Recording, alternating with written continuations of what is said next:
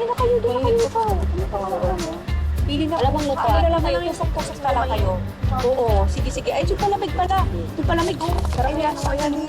Sarap yung palamig ka. Doon nakakipili. Ay, oo, okay. Palamig dyan, ha? Sige. Oh, ikaw, magkano sa'yo? Oh, sige, dito na kayo. Okay na yan. Ay, di na lang. Ano yung bago mong racket, Gracia? Tita Venus, isaw po. Naisip ko po kasi baka nagsawa na sa pares yung mga customer ko. Kaya nag-try naman ako mag-isaw tsaka balon-balunan. Isaw, yak, kadiri, pati mga lamang loob pinagkakakainin nyo? Mga asal baboy?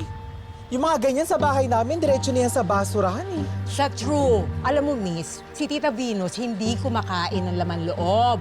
Masarap naman po yung isaw. Allergic siya dyan eh. Depende po yun sa timpla ng sauce. 'Di ba? At saka yung isaw ko po, malinis. Tingnan niyo, ang daming bumibili, oh. Sus, hindi na ako magtataka sa inyo, mga asal baboy, mga lamang loob, mga basura yung mga pinagkakakainin nyo. Nakakadiri. Kadiri, tama ka dyan, madam.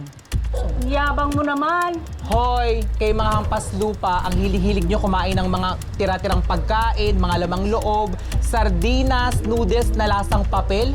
Nakakadiri kayo, buti kinakaya nyo yung mga ganyang klaseng pagkain. Walang breeding. Grabe naman kayong magsalita. Hindi naman kayo kagandahan, ha? Pero makapanlait kayo, wagas, ha? Hindi porket pinapautang nyo na kami, yuyurakan nyo na pati mga kaluluwa namin. Hoy, ang kakapal ng mga mukha ninyo, ang hilig-hilig nyo mangutang, tas mga wala kayong pambayad.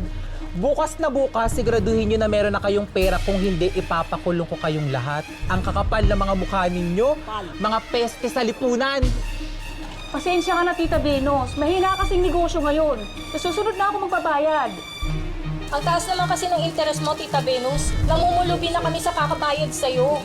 Mga buwisit kayo, ang lakas-lakas ng loob niyong umutang sa akin, tapos ngayong naniningil ako, wala kayong maibigay sa akin. Bukas na bukas, siguraduhin niyong magbigay kayo ha. Kung hindi, papakulong ko kayo. Mga peste kayo ng lipunan. Magbayad kayo, ha? Bakit?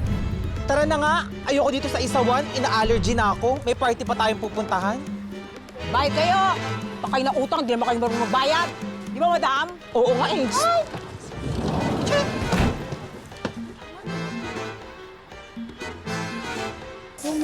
Meron pa.